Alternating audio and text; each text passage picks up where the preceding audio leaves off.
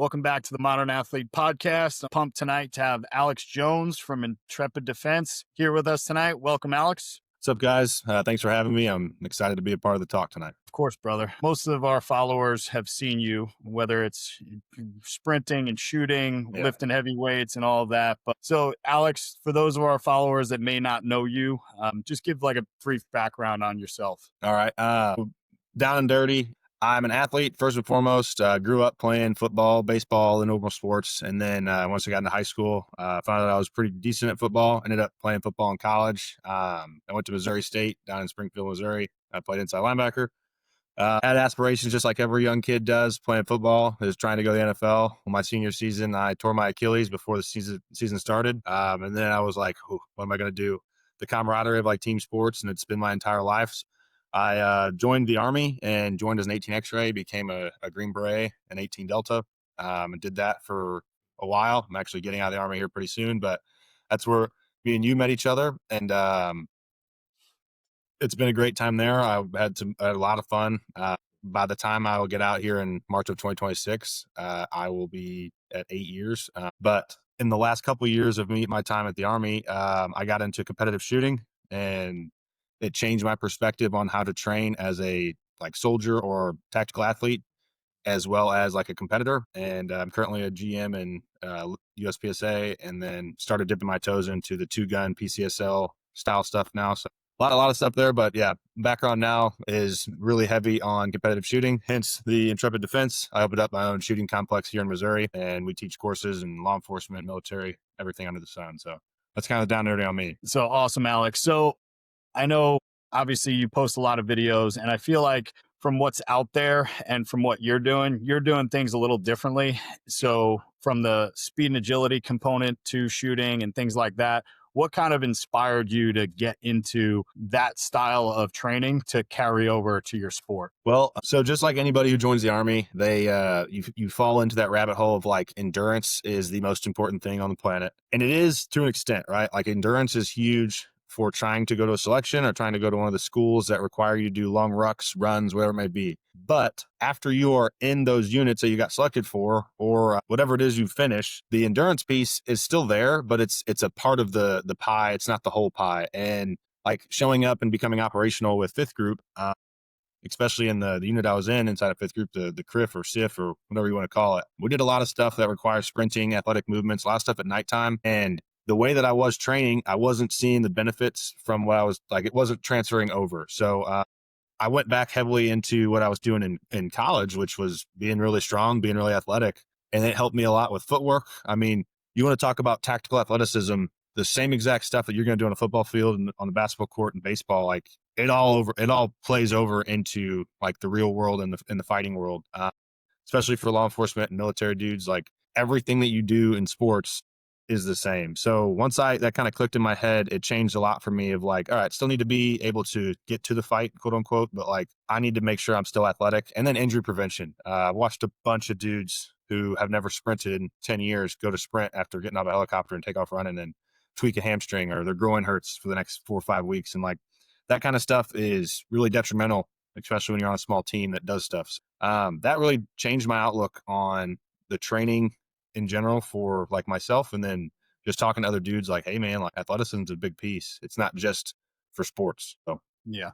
No, that makes sense, because I feel like with internet and ChatGPT and AI and all these things, it's very easy to find strength and conditioning plans. Like most guys, whether it's military, fire, police, they're going to lift weights. They're probably going to squat, bench, and deadlift, try to get as strong as possible, get as big as possible.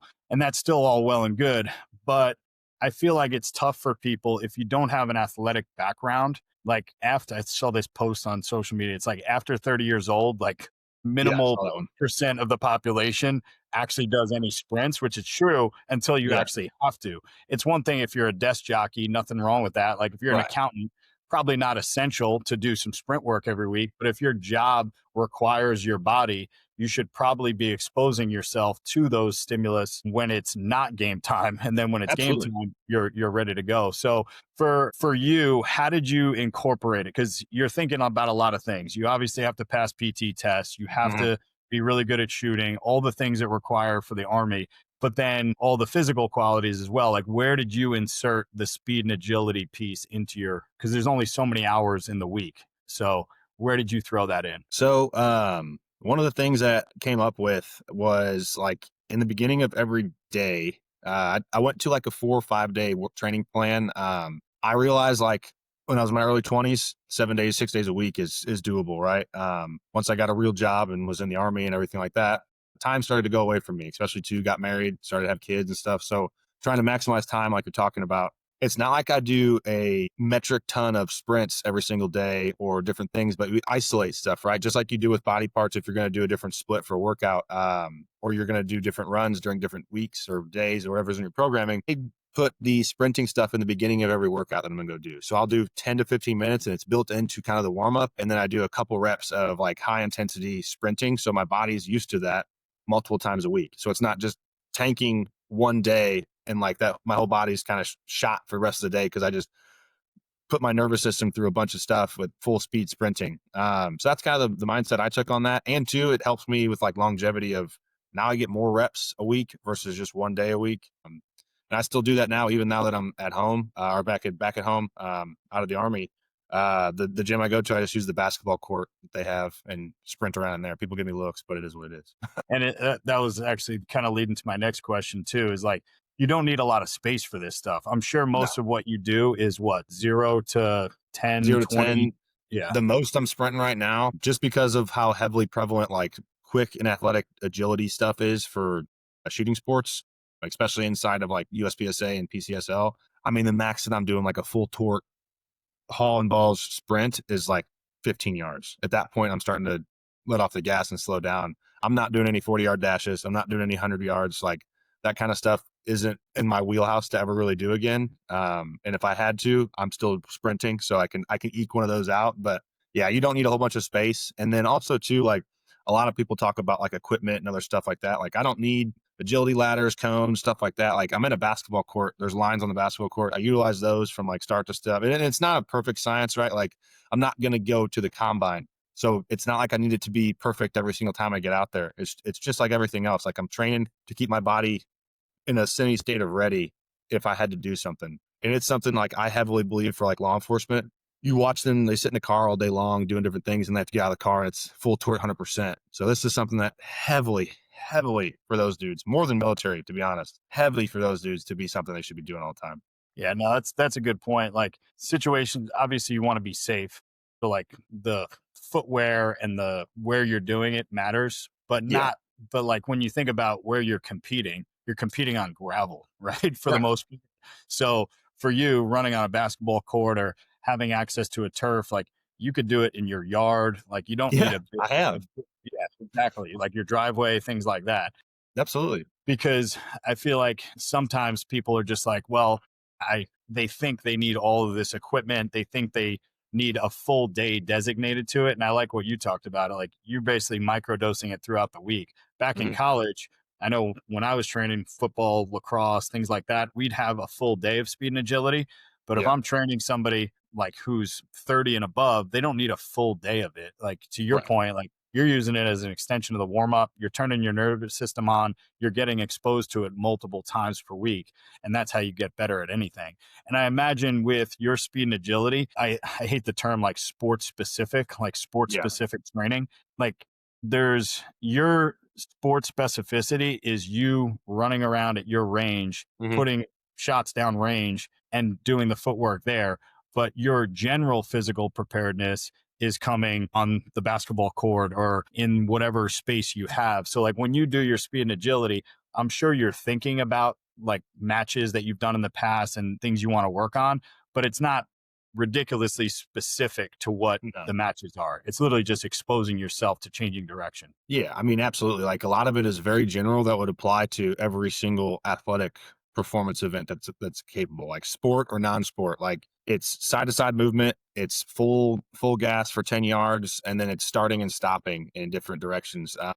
I mean, just to your point, like you could do it anywhere. I have multiple videos on either YouTube or Instagram of me outside at a park or in my grass and behind my house or in my garage of doing all of this stuff. And like, yeah, like you can say like, yeah, it's sports specific because I'm holding the gun, but like all athleticism is the ability to use proprioception, or like the movement of your body in time and space. And like I know a lot of people would would jump to be like, well, I'm not playing football or I'm not playing basketball. And it's like, yeah, but like general athleticism, your body is just one better for longevity of your life, your body, your back, whatever it may be. Like those things that go out on people and they're like, oh, I'm 40 now. I guess my body hurts. It's like, no, like there's 40-year-olds that still play professional football. So as long as you maintain some of these things, you'll have a better longevity and like your body will treat you right. And like if you're a person who's in law enforcement or a military guy, like or a first responder in general, like you get that call.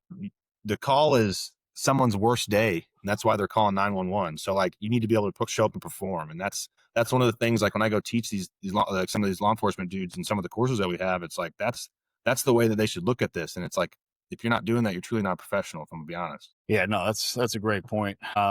And then so you have the speed and agility side of things, and then from a conditioning side, I think I've asked you this before, but just for the listeners, like what Yeah, would be like a long stage for you? Like, because the way I look at it, coming from athletics, like again, I don't compete. I compete in powerlifting, but I'm a yeah. strength coach. So like I've worked with teams that I never played the sport before, but what you have to do is just listen really well. And then I can fill in gaps based on what the conversations that I have. So for you, like how long is like the longest stage? Like how long will that take? So like your general USPSA stages are going to be like anywhere from really fast being like 8-ish to 10 seconds Yeah. to like the longer ones being like 20-ish into the 20s. Your two gun stages, obviously, because there's two guns you got to shoot, you get into like the 30s and 40s, depending on what's going on. Some of the events that we host, I do add in like movement to the to stage itself, especially like if they're running through the woods, shooting targets at steel targets at distance and whatnot.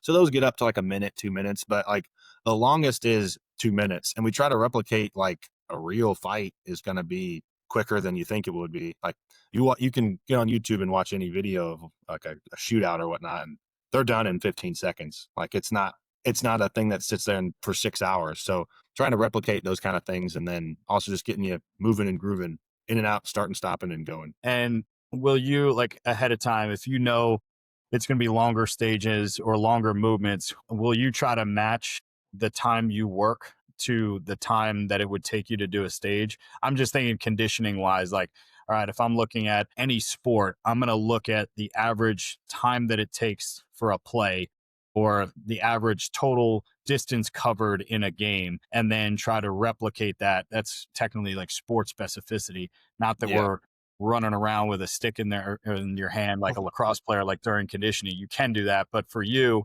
like do you do anything like that conditioning wise? Like, all right, I know there's going to be a longer stage, so maybe some of my conditioning should be more specific to like a 40-second movement versus a 10-second movement, things like that. Yeah. So like my normal conditioning stuff, I still try to run and do like bike rides and stuff like that on like a stationary bike multiple times a week still. They're very low intensity stuff. I'm not doing anything to try to pass like PT tests and all that kind of stuff anymore. I'm just generally doing maintaining. But the like quote unquote like sports specific stuff, yeah, with some of those longer stages, it's not necessarily like I haven't really felt the gassed out piece, but it's the doing it 10 to 12 times at like a major event all day long out in the sun or whatever it may be. So there is aspects when I'm on the flat range, I set up longer courses of fire so that it mimics a stage thing. Because the other aspect of it too is not necessarily conditioning; it's the mental piece that you have to stay locked in for 40 seconds and know exactly where your eyeballs are going to snap to, or next target, or reloading where I'm going to do it at, just different stuff like that. So like the mental acuity there, it's not just focusing on like my feet or sprinting. It's where is the next thing I'm looking at? Because that's where you're losing time, is not engaging the targets in the proper fashion. And I'm glad you talked about the eye piece. If you could just go in a little deeper on your philosophy on that, because I hadn't heard that before, but it makes total sense. Like the foot, Yeah. the speed work, agility, change of direction. But then you talk about the eyes a little bit differently than I've ever heard. Yeah. So I started really heavily diving into like cognitive performance stuff, human performance stuff. When I started shooting USPSA in late or early 2024. Like I think it was like March. We went down to the Army Marksmanship Unit. They set up some stages while we were down there training with them, and it was something I was like, this is really cool. And me being a Green Beret, I thought I was going to go whoop up on everybody my first time. I got whooped, and it was a humbling experience. And I took away a lot of that stuff. And then something that I noticed that, like, just looking up like how to get better at shooting. Everyone always talks about grip. Everyone always talks about the ability to recoil management. There are certain people now, especially like athletes getting into the sport who had athletic backgrounds and understand how to become more athletic. They're changing stuff. But no one was really talking about like your eyeballs, right? And eyeballs are literally the windows into your brain. It's the ability to take in information. And if you can't take in information really fast, then you can't process information really fast. And I saw that as like a training gap. And a lot of people's ability is like looking where you're going to point your gun. And so I did a lot of training, a lot of different research on how to do that, and it's really helped me a lot. And a lot of it comes down to literally just the way that you dry fire, the way you practice, the way you do different things on a flat range or with a gun. Is the faster I can move my eyeballs and dart them around to different targets and specific spots on targets, the more information I can take in. So like the real world, right? Like going into like a CQB environment, that's everyone uses. The faster your eyes can zip around that room and look at everything in there, whether it be daytime or nighttime underneath nods, it's the ability to take in all the information. So you can clear that whole area faster, make the engagements if you need to, or do whatever you got to do, and then go to the next thing. So in turn, that like saves it saves you, does all these different things. So like I think eyes are like the biggest thing, and like it's not necessarily like my round eyeballs, it's the ability to take in information. But like it just lacks in a lot of different things, because so many people teach shooting but they don't teach the information piece. And you can argue that USPSA is not a tactical event, but it is information, and it's information overload, because there's a buzzer that goes off, there's all these different aspects. So I got to move all these different spots, shoot the targets, all the different angles, and remember where I'm shooting, remember my rounds, all this different stuff. And it all comes from eyeballs. Like your eyeballs need to see exactly where you're going to move to, snap to it, snap to the next spot, text the next target. So eyes are literally the key. And the faster that you can use those and utilize that information that you're taking in, I mean, it's a game changer. No, it makes total sense. It's athleticism 101 as well. It Right. doesn't matter if you have a pistol in your hand or a football or a lacrosse stick or a baseball bat. Yeah, that's how fast can you process information is huge. The old Nike Spark stuff from like Reggie Bush, 2002, 2003. There's a video of him doing the Nike Spark training thing. And that the simplistic drill of like there's the dots and you have to move your hands to the dots. People think that is, back in the day, people were like, "What are you doing? That's not football. There's nothing there." And it's like, well, okay, like somebody just threw a football at you, your eyeball snap to it, and your hands go to it. You don't Yeah. just catch a ball without looking at it. I mean, some people do, and they make lots of money from that. But like most people have to look at something. So the faster I can snap my eyes to it, the less time I need to turn around and look at it. And it speeds up processes. And that's the biggest thing with eyes. Like it's processing speed. So Yeah. like that's where all of my research went into. And I was like, wow. So the NFL does it, the MLB does it, all these professional sports do it. So I don't need to really reinvent the wheel on this. I just got to re-engineer it to where I need. So Yeah. No, that makes total sense. I know you touched on dry fire, so it just reminded me we had a question come from one of our followers. And let's see. Could Alex discuss his dry fire routine, how he breaks up rifle and pistol work, how his training has progressed as his USPSA ranking has improved? yeah, So, so I can hit on those pieces pretty heavy. 90%, I'll go 80-ish% of my training is now with a pistol. And the reasoning behind that is I truly think the pistol is the hardest thing to shoot, any platform, just because of how little it is, and it's a little tiny explosion and a little tiny platform versus a rifle or a bolt gun or whatever else you're using. There's so many more points of contacts. Primarily, a lot of my stuff goes into pistol, and I think this is a philosophy I have. There's some people that believe the same way, but the better you can be with pistol, it transfers to rifle. If you're really, really good at rifle, it does not transfer to pistol, because it's endemically two different things. So a lot, like to hit that point, a lot of my time is spent shooting my pistol. Now, it doesn't mean I neglect my rifle whatsoever. There's a lot of aspects of rifle that are still different that you got to practice. But my dry fire routine, I do it every day. Now, it has slowed down, just the amount of time I've given it has slowed down a little bit, because I had twin babies and they're 7 months old and they take a lot of my time now. But I still do anywhere from 15 to 20 minutes a day. And every time I do it, it's always on a buzzer. I don't do dry fire like, it's not static. I always move, even if it's just like a micro movement where it's a step to the left, step to the right, moving forward, moving backward, because that is in my sport. I'm never going to stand still. I'm always going to be moving. So I don't want to practice something where I'm static and then have to go perform something else when I'm moving. It's the same thing as like my trigger squeeze. You'll hear a lot of people say like, all right, do it slow, deliberate, and pin the trigger to the rear and all these different things. When in reality, I'm going to slap the trigger because it's what I'm going to do when I'm in a stressful situation. So if I can learn to practice these things, it makes everything else a little easier. And then lastly, I practice reloads, both weapon systems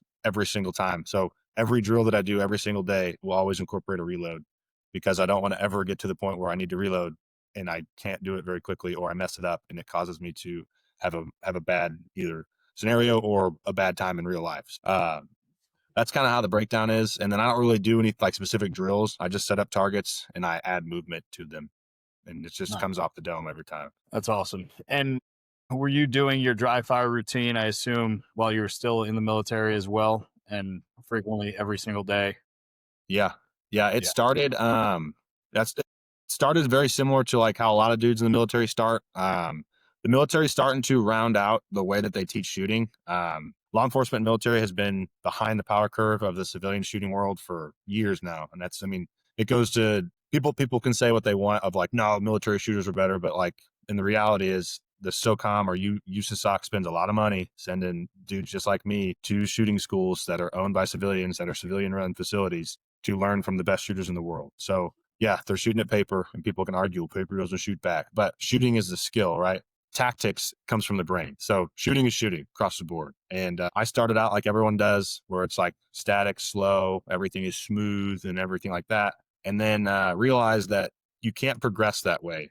You have to have like a rubber band style training where you push the limits, see where the wheels fall off, realize where the wheels have fallen off, back off a little bit. This is my new training area. This is my zone that I push my limits to. And then you keep expanding that. That's how you become faster. If you stayed in that same realm of like, oh, I'm always hitting alphas, everything is smooth, I can do it all the time really quick, or sorry, like I'm perfect every single time, that doesn't it doesn't equate to like progression. That is like you become static at one point. So everything I do is balls to the wall quick, and then I see if I can maintain my fundamentals through being that speed. And that's kind of how it's transferred, even through dry fire. Nothing is slow, nothing is deliberate. It's as fast as I can move that gun and track the dot. Awesome. No, I like that. Now, from a strength standpoint, so obviously you got a lot going on in your world between the family, work, obviously owning a business. Now, how do you break up your week now from a strength standpoint? And obviously you're doing the speed and agility on your lift days as well. But what does that look like? Walk me through a week. So my actual week right now, I have backed off heavily from like over amount of abundance of a gym time. So like I give myself 2 days a week to do 2 full body days at the gym. Generally it's a Tuesday and Thursday. Friday, Saturday, Sunday, I'm down at the range pretty much every weekend, either teaching or down there building and doing different things. And then I do a lot of cardio on those days. And every time I go to the range, I always shoot just because I'm already there. So I'm going to shoot either if it's 15 minutes or it's an hour. And inside of that, I get agility there too. So I'm probably getting like 4 days of agility stuff, whether it be like true agility things at the gym, like in a controlled environment, or at the range. I'm working like specific to the craft. But yeah, right now it's 2 full days of full body stuff. So I'll still hit like a big lift of a squat or a power clean, usually power cleans on Tuesday, and then squat on Thursdays, and then a lot of body weight style stuff that I can maintain. Cause once again, I only have like 45 minutes to an hour when I go to the gym, just cause it's 15, 20 minutes away. Got babies. I don't want to upset my wife because I'm already gone all day, all the time anyway. And then cardio at home on the days I'm not going to the gym. I have a little cycle bike upstairs, the herb bike. Yeah. And I ride that in the garage for 20 to 30 minutes. So it's not the craziest workout routine anymore, but it's I'm still able to progress. Like I'm still able to hit numbers that I want to hit with squat, bench, and different stuff like that, pull-ups. And then I'm progressing still. Might not be at the rate that it was when I was 20, but it's still there. And that's what people don't realize. Like you obviously do, but when you're younger, you can handle all this volume. You have less stressors, less responsibilities, things like that. And then you've done all this high volume of training to earn the right to not pull back, but just optimize in 2 days what was 4 to 5, 6, 7 days a week. So that split makes total sense. And that's why I've gravitated towards a 3-day total body split just because Right. I've done the same thing. I've done high volume programs. I could do that when I was in my 20s, but now almost 40, I'll be 40 in April. That's not going to work. It's going to take me Right. 2 weeks to recover. The No, body that's says no at that point. yes, correct. And Yes. that's like I'm happy you hit that piece. Like the recovery piece is something I'm starting to notice. Like I thought I was going to be an Iron Man forever. Like it didn't matter. I can do whatever. And like I am truly noticing one just with kids now, like not getting perfect sleep anymore because I wake up in the middle of the night. Like how that affects me.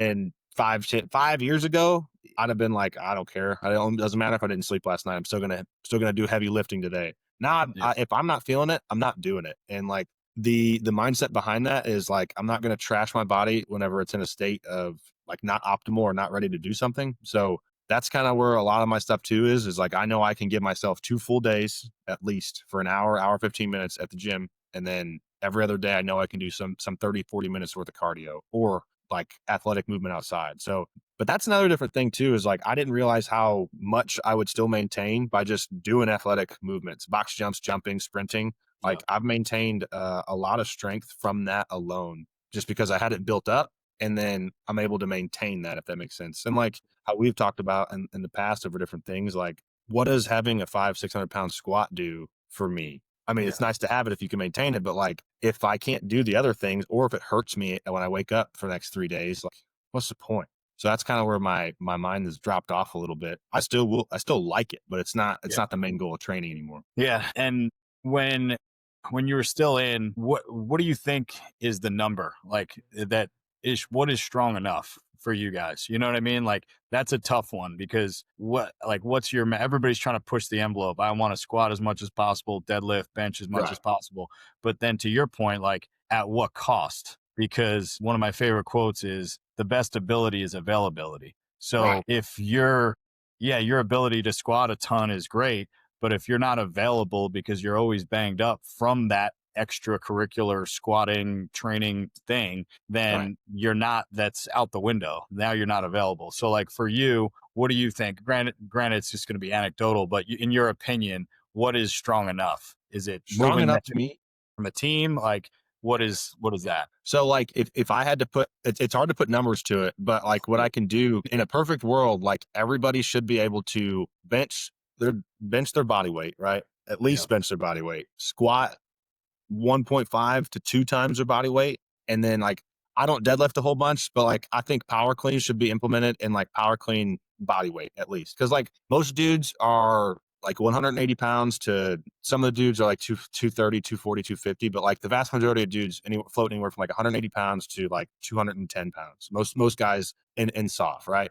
There's gonna be bigger, there's gonna be smaller dudes. But if you can pick up one of those guys and drag them, that is what you need to be able to do, and then still maintain like the job that you would have to do. Because that's one thing that people lack and whatnot is like, yeah, cool, like you have great gym numbers, but like, can you apply it to the job? Can you carry all your equipment, and then still be able to fight when you get there? And like, so that's where like dudes will be like, oh, I have a 600-pound deadlift. It's like sick, but can you still perform and do all your things? No, you look like Tarzan, play like Jane. That's the big thing I always would jump down people on is like, dude, I don't really care.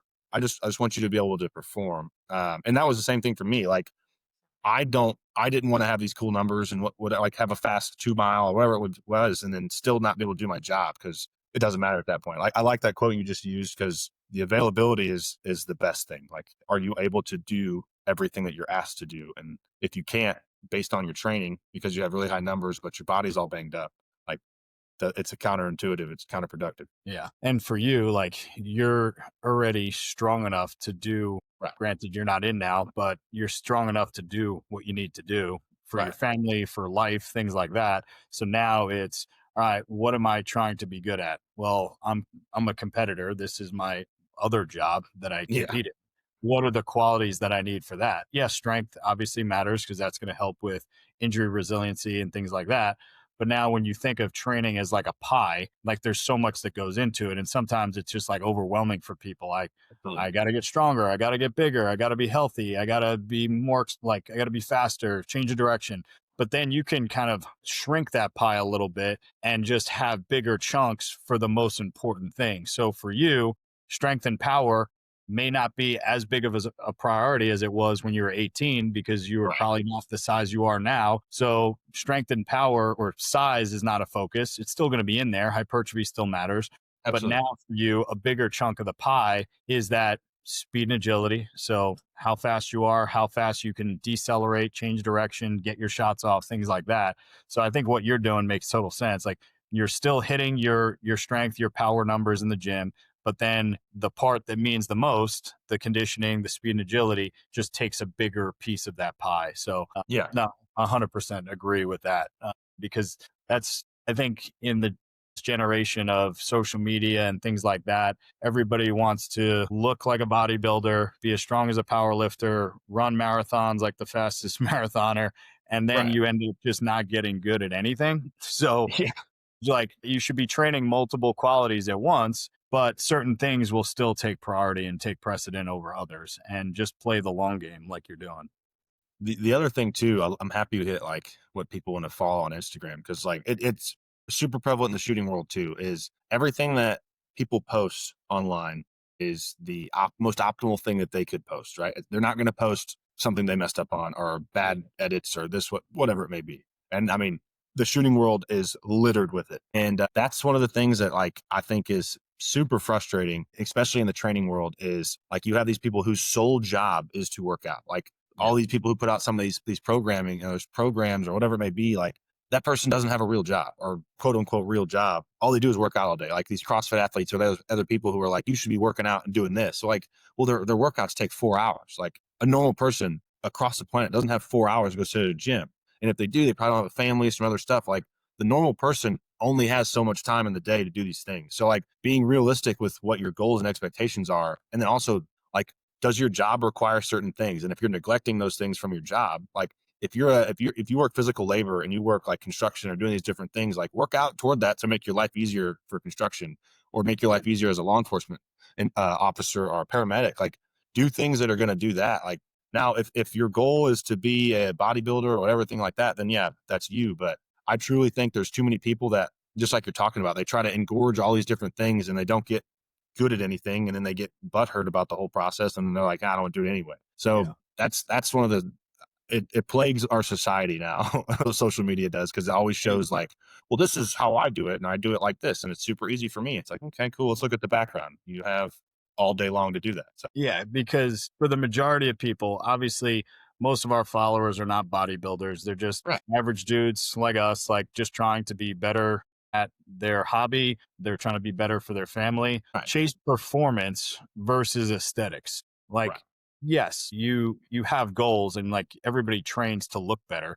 but if you consistently train and you chase performance and chase metrics, the aesthetics piece will come. Yeah, you for may sure. not look like Ronnie Coleman, but Right, you will yeah, look like a better version of you than you were 6 months to a year ago. And I think that's really important for people. Like even in the NFL, you looking at dudes in the NFL, they're not bodybuilding stage ready. no, but they Like could move and do whatever they do. Right, correct, 100%. And that's performance over aesthetics. Like they don't care what they look like with their shirts off. They right, care how they're performing on the field and what their stats look like. So I think more people should get caught up in performance and metrics and how they're progressing day to day, week to week, and year to year so they can look back on those things because that matters more. And you stack those things up, you'll get to what you're trying to achieve as opposed to the 12-week look better, be as strong as possible, like this 12-week block of time. Like results don't happen just in 12 weeks. Results happen by all of those things leading up to those 12 weeks and then beyond that. Yeah, I absolutely. think, And yeah, you and I both know that the vast majority of those people are enhanced in some way. Like people who have these 8 packs and they're just jacked out of their mind. It's like that's not a natural yeah, human beings don't look like that. Like yeah, if that was the case, every dude in the NFL would look like that. Every it's just not that way. Like yeah, and that's one of the big things too is people are like, well, I don't look like this person, or I did my 8 week programming, I'm not seeing these things. And it's like, okay, man, well, that guy's on like all these different yeah, enhancing drugs, and it's like it ain't just TRT, man. Like yeah. that's extra stuff. Those are horse pills. And So I have this conversation with my kids all the time, like death by comparison. Don't compare right, yourself to anybody else. Cause if you do that, then you're just going to worry about what everybody else is doing. And then you lose focus of what you're doing day to day. So absolutely. like death by comparison is a real thing. Yeah, you should strive to be better, but strive to be better than what you were as opposed to what somebody else is. And I think that's in this society, it's people get so caught up in that. It's Right. like the grass is not always greener. Like Oh, just dude. because it's just a snapshot of what people like their perfect day on social media. They're not going to post the waking up at 3 a.m. with their kids with their Pissed. Yeah. shit up their back. Like they're not going to Yeah. post that. They're going to post Absolutely not. the happy picture of everybody together as a family. Yeah, that's good. But And their house don't is always clean, all these other things. Like you can see in the exactly, background right here. There's a bunch exactly, of stuff over here. The exactly. other thing that you hit on that I think people should try to train for is performance on demand. I posted something on my Instagram, and it ruffled a lot of feathers because people didn't like it, and I like doing things like that because it's stuff that needs to be talked about. Performance on demand is the most important thing you can do for any sport as well as any career in law enforcement, as a first responder in the military. Like if you're going to do something or someone's going to give you one chance to do it, you need to be able to perform. And like in the shooting world, for example, a lot of people misunderstood when I said there should be no warm up when you go to train. You should just do things cold and shoot and see where you're at because that's your true skill level. That is your most baseline skill level. People equated like, well, I go to the gym and warm up. Okay, that's not what I'm talking about. Like, I totally get that. I'm not saying you shouldn't warm up before you do sprinting around and athletic movement. I'm saying when you warm up before you do a graded drill to see where your baseline is, it's not your baseline. It's just not, it can't be. You started shooting. It's not what's going to happen. If you're a police officer and you're in your car, it's not like you're going to go off to the side of the road behind a gas station and start popping off some rounds to make, okay, I'm warmed up for the day. Like you're going to be driving around. You're probably going to have 10 things going on. Your spouse might text you and you're like, oh, what the hell? I'm upset about this. I'm having a fight with somebody. And then boom, the situation pops off and it's life or death. Boom, your skill level is where you're at right there. And that's what I'm talking about with performance on demand. And that's what like I was trying to get across to people is every time you go to the range, the first thing you should do is you should set up some kind of a drill or you can score to see your performance on demand. And as you do that, you'll see your stress level go down and your ability to lock in go up in a shorter amount of time. That's how I do a lot of my training. And it's really, really, really helped me to keep my nerves down whenever I am about to go into like a major shooting event. And it also transfers over into the real world because the real world also is going to have way more than a shooting competition will. It's going to go like that. And you're like, I need to make a decision quick and hopefully it's a good one. So that's kind of a lot of the stuff that I put together for law enforcement and the shooting courses that we teach.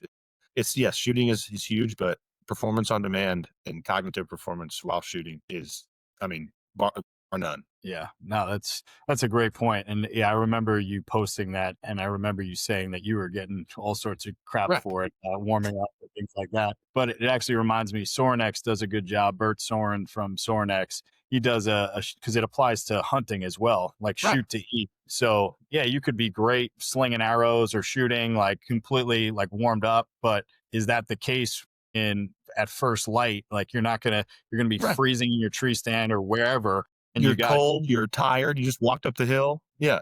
so he does a shoot to eat thing at the beginning of hunting season where you just take a cold shot before breakfast. First thing you do in the morning, you could still be in your pajamas, whatever, you sling an Right. arrow.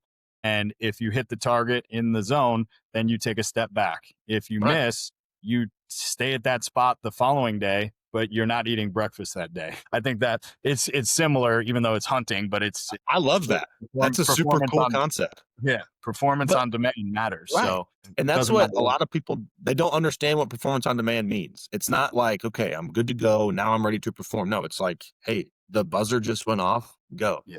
Because the other aspect of like competitive shooting is there's generally 10 to 12, sometimes even more people in your squad. So it takes you shoot for 30 seconds and you wait 45 minutes to shoot again. So it's not like you're warmed up to go. So every single time you get up on the stage, okay, get yourself locked in, ready to go, performance on demand as soon as that buzzer goes off. That it's hard to train, but if you can figure out how to do it, and there's a lot of people that are talking about it on social media, like if you can figure out how to do that, I mean, it gives you a huge edge up.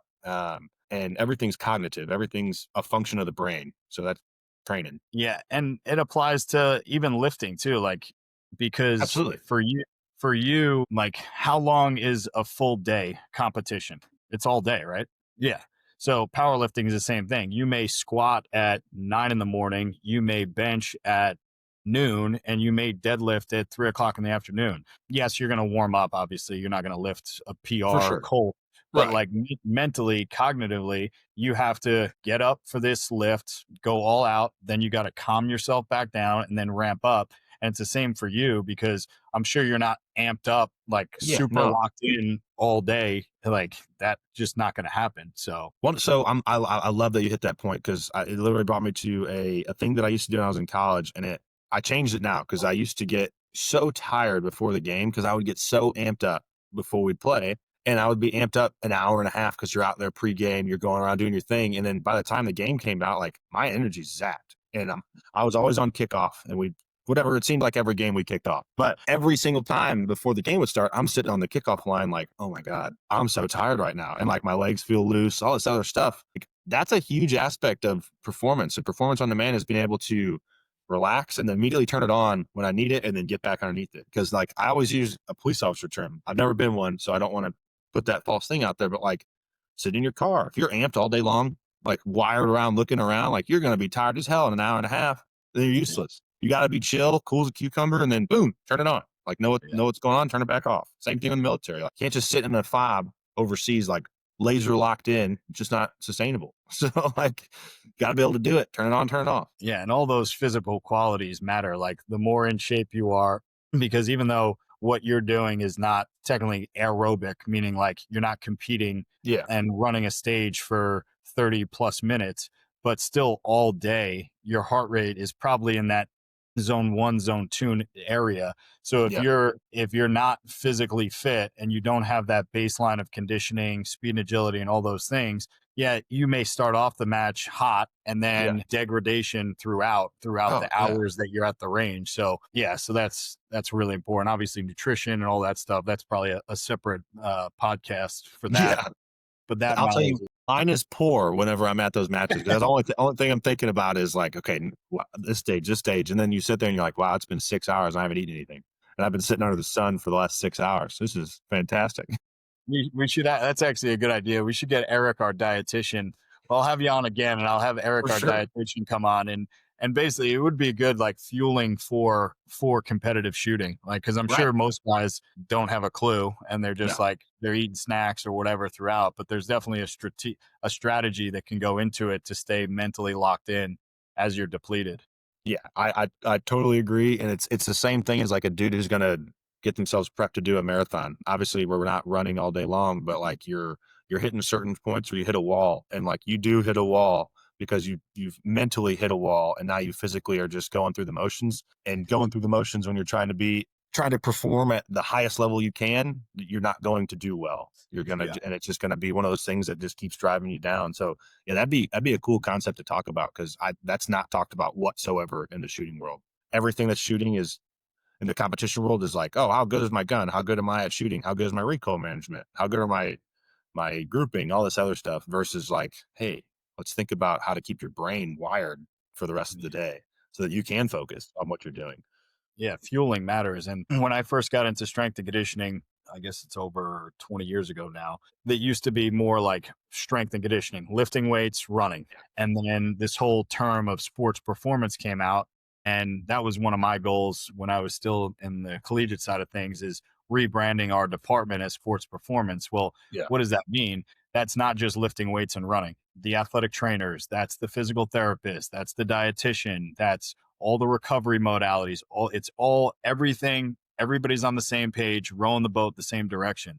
Well, Right. yeah, most people out there, like tactical professionals, military, fire, police, first responders, don't see themselves as an athlete, Right. but your body is still your job. So just like an athlete, you should be taking care of, and especially if you like to do these things, even if you're just a competitive shooter, you should still think about your body as an athlete because Right. yeah, you got to work on your sport. That's as sport specific as it gets is competitively shooting and getting to the range, doing all those things, dry fire, but your nutrition matters, your recovery matters. Like all those things make a difference, especially if you want to do like they're not the sexy things like Right. recovery, foam rolling, massage guns, all those things are not the sexy things out there, but if it allows you to do what you want to do for as long as possible, that's the way you should look at it. Is like, I don't enjoy this. I don't have, this is the last thing I want to do at night. I have a family, all these things, work. I don't want to foam roll or do mobility. But guess what? If it allows you to compete for 10, 20 more Absolutely. years,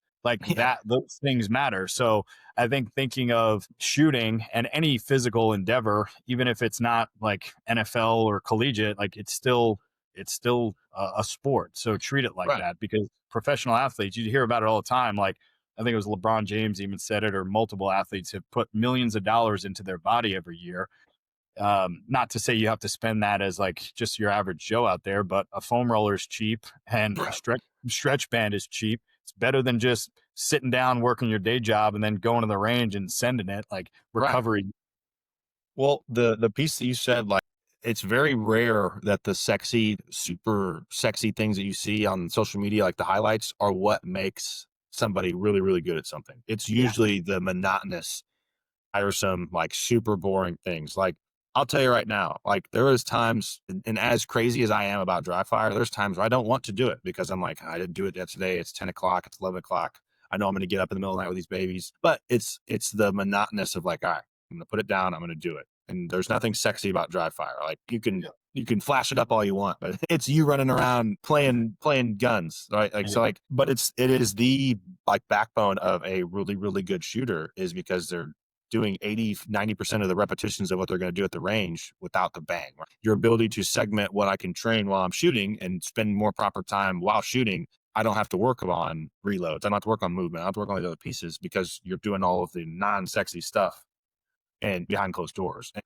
that is a huge thing that people don't like to do. And people don't, I don't think a lot of people get is, for example, I'll give you the one that's like super relevant to the shooting community, is everyone thinks the bill drill, the 6 rounds as fast as you can from the draw, like 7 yards, is the end all be all. And it's like, yeah, that's super cool. But it's like 5% of shooting. And like, it doesn't help you do anything, all these other stuff. What helps you is all the movement pieces, all these other stuff. To, if you want to win matches, you can have the fastest bill drill in the world.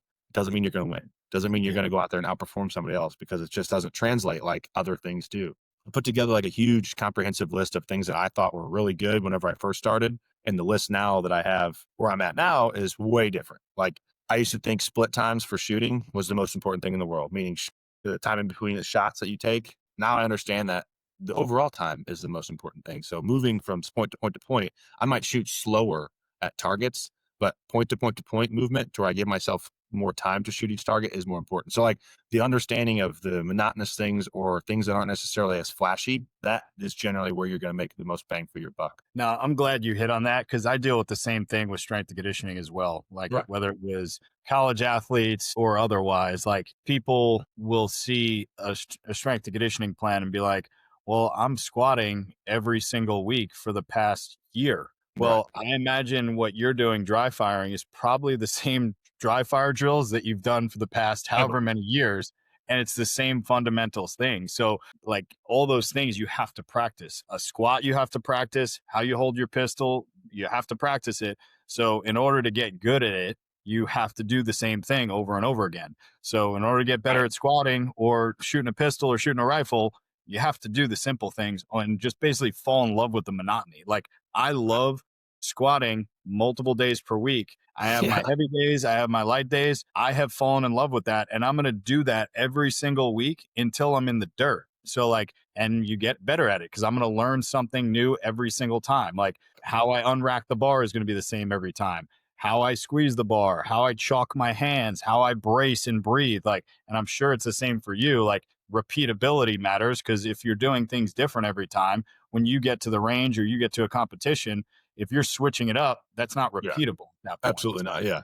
Yeah. Yeah, that's a big thing. And like, with like, if we want to make it like another example for like with the workout community and working out, everyone like wants to see the big flashy lifts or whatever it may be. And in reality, a lot of the supplemental lifts is where you gain a lot of ground to have a big squat or a big bench press. Like, people don't like to do the RDLs, like the single leg RDL, because they're like, what does this do? Like a 35-pound kettlebell, like toss this out. But like, can you actually perform the lift like it's supposed to be performed to standard? And Yeah. then you'll see amazing jumps with that, coupled with all these other big flashy things. Yeah. And like, before somebody's like, this guy doesn't think you should shoot fast to shoot fast. Like, no, okay, I'm not saying that. I'm saying there's a lot of other things that you could absolutely improve outside of just shooting really fast that will make you a way better competitor in this world. Same thing with the lifting world. Same thing with whatever athletic sporting event or hobby you want to do.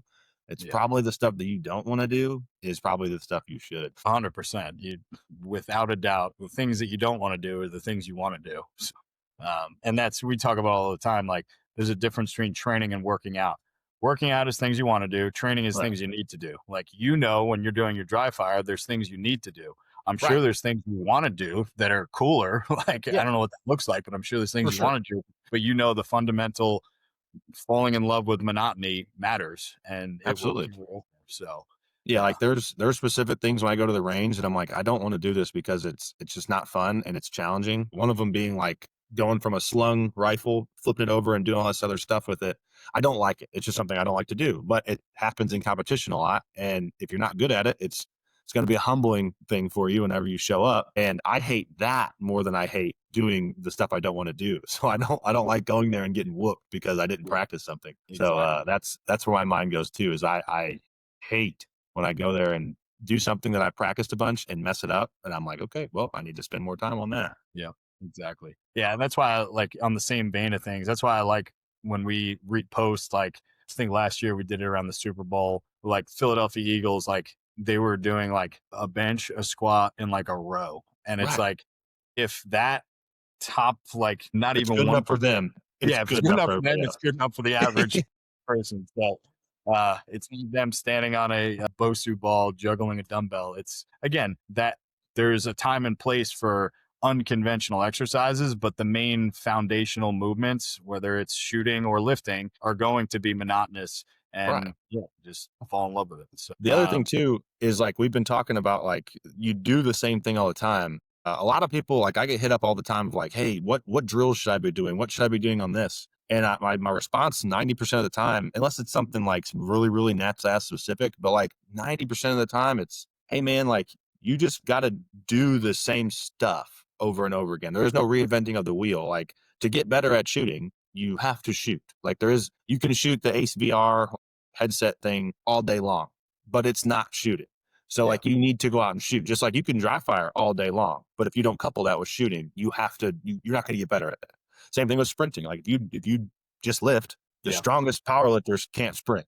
So yeah, like you got to do that stuff. So that's one of the things that people don't understand too, is they're like, where's the snake oil? I need to find like something that no one's thought about yet. And it's like, oh man, like the best individuals in their craft probably are just really good at the basics of what they need to do, so they can focus on some more of the flashy tinge stuff that's on the yeah, fringe of like the 99% trying to get to 100, versus like somebody who's at like a 75% is sitting there focusing on the fringe stuff. And it's like, hey brother, like, you're way over here, you need to fix this, and you'll gain 5, 10, 15% off of your training, yeah. because that's No, super prevalent in the shooting world. and for somebody out there who maybe is on the fence and they want to get into competitively shooting, or just somebody that just spikes interest or just wants to dry fire their Right. pistol, metrics matter. So like, how can, when you're lifting weights or doing conditioning, you can kind of track your progression. Obviously with dry fire, how can you track progression if what you're doing is actually having, if it's paying dividends basically? So I'll give a good example, because I actually am making some videos to post out about super simplistic drills that don't necessarily need to do. So I'm not a big fan of part-time stuff. I am when it comes to like like an event and stuff, like a stage. But when Yeah, it comes to training, I don't like that, because you're training to like a buzzer. You're training to something versus trying to just be as fast as I can. Your mindset goes somewhere else when you're trying to like beat a buzzer versus like just training the what you're trying to do as fast as you can. So like um for example, how I see if my training is working, there's local matches that essentially are just glorified practice, right? Somebody puts those on at a range. You pay $30, $25, whatever it may be, and you go to it. You didn't set it up. In my case, I set up ours, but go to other places. You didn't set it up. So you're coming out to somebody else's event and you're seeing it for the first time and you're performing. And you're seeing where your performance is based off of what your practice is. So if you go there and don't perform very well, sorry, my monitor keeps going on and you're off. good. If you don't perform very well, your practice probably isn't very good. So then you got to figure out what I didn't do well. And one of the biggest things that I did was I started filming everything. In the shooting world, like, it's not weird to film. So if somebody gives you grief, if you ever go to a match and shoot, same thing it would be like if you're at the gym. Like, I'm trying to see what myself is doing and I'm trying to get better from it. Filming my point of view from here, like in front of my face or the rifle, as well as like my overall macro of me running around, I looked at those things and see where like, okay, this did not go well. And then I'm able to tailor my training. And a lot of it is just comes down to, well, my eyeballs were in the wrong spot, or I wasn't looking where I needed to look, or wasn't focused. That's how I've tailored a lot of my stuff. And then the other thing too is if somebody is wanting to get into the dry firing or the shooting matches and stuff, I will tell you, I became a Grandmaster in 16 months from this day I started USPSA to becoming a GM with Amazon equipment. The only thing I did not have that was an Amazon equipment was I bought a really nice 2011, like 10 months into my career. I fell into it off of TaxSwap, like a website you could trade and buy guns from people. So like all of my other gear is literally from Amazon. It's a $40 Amazon shooting belt, Amazon holsters, everything like that. So like people who tell you like, well, you don't have the $400 belt or this, and this, you're not going to do well. It literally means nothing. Like one of the dudes who just won the Limited Optics National Championship was shooting a SIG P320 or one of the SIG variant pistols.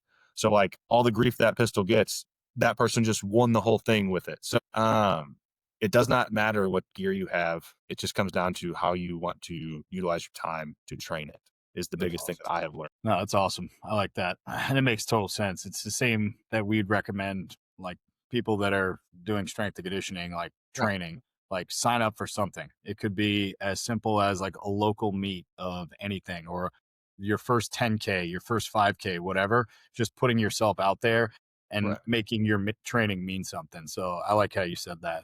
It opens up your aperture to take in information. Cause like if you just stay a big fish in a small pond, like meaning like your local gym or you go to the shooting range by yourself, like you're just going to have a hyperinflated elevation of like what or evaluation of your skill set because you're not putting it to the test versus somebody else. And like, I'm not saying that everyone needs to go to the Arnold Classic to see their skill sets or the national championship for USPSA. But like, if you truly want to see and you truly want to be a competitor and see if your stuff is working versus other people, I put it to the test and try different things. Like in the shooting world, I try a bunch of different styles of matches just to see like, does my skill carry over regardless of what we're doing? So that's another aspect too, to see like, does your skill only translate to one thing or does your skill encompass a bunch of different stuff? And that's probably the better way to train versus like the complete isolation of one thing. And switching gears a little bit, Intrepid Defense, obviously you got the hat on and obviously the owner of Intrepid Defense. Explain to people what you do, what it's about, and everything Intrepid Defense related. Yeah. So I'll give you the background of it. Me and my brother, so my brother's older than me, but he is our CEO, I'm our COO, and we are the co-founders of Intrepid Defense. And it's something that we've talked about for a really long time. Obviously, about 10 years ago, he tried to do it with him and my dad. They tried to make an indoor range here in Missouri, and they just didn't have the funding for it, which I'm happy because an outdoor range, we can do way more things. But me joining the military after I got done playing football and then getting the background that I have now, especially in the competitive shooting world, it's really helped us like hone in on how we want to build this facility. And what this facility does is we host competitions, right? We host courses. But one of the biggest things is we are trying to help give back to like with all the different skill sets that what I have, and then my brother has, and a couple other guys that work with us. We have a lot of skill sets that the government's paid a lot of money to provide. So a lot of law enforcement agencies don't have a bunch of money. So we try to do what we can to train these dudes and get them better equipment, better training, not necessarily from us maybe, but getting them in contact with people who make better gear, make better equipment so they can have that. And then also on the just normal range side, trying to bring really, really good courses as well as good competitions to the Midwest. There's not a whole lot of places. When I moved back from Tennessee to Missouri, there wasn't a bunch of places to shoot. And I don't like that because I love shooting and I love competing in shooting. I don't want to drive 2, 3, 4 hours every time I want to do that. So that was one of the big things for us is like, all right, we will provide that for people because I know people want to do that. There's a drive for it.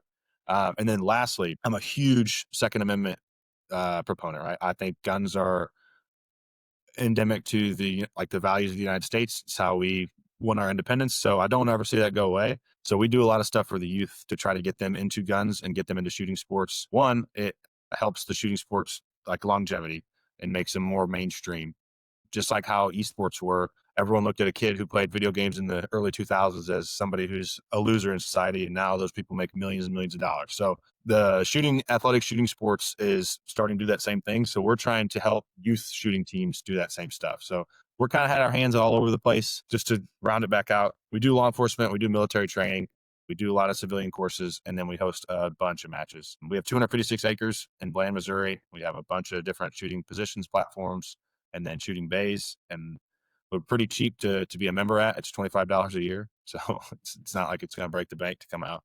And we're open pretty often. So. That's awesome, man. And for people looking to sign up for one of your courses, what does that entail? Like, what do you, just kind of broad stroke of things you guys cover? Yeah, so we have anything from, if someone's never touched a firearm before, it's their first time, which we have firearms for somebody to rent to. So it's not like you have to have a barrier of entry to go buy a gun.